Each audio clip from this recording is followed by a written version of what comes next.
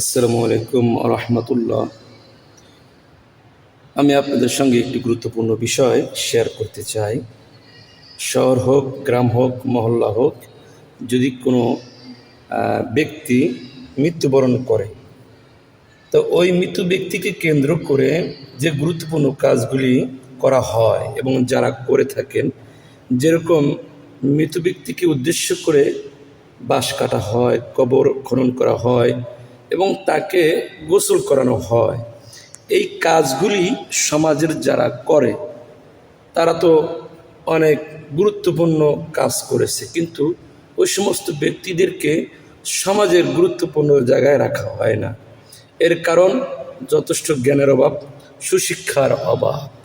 আল্লাহ তাআলা যেন আমাদের সকলকে সঠিক জ্ঞানের অধিকারী হওয়ার তৌফিক যেন দান করেন, সম্মানিত ব্যক্তিদেরকে সঠিকভাবে সম্মান করার তৌফিক যেন দান করেন।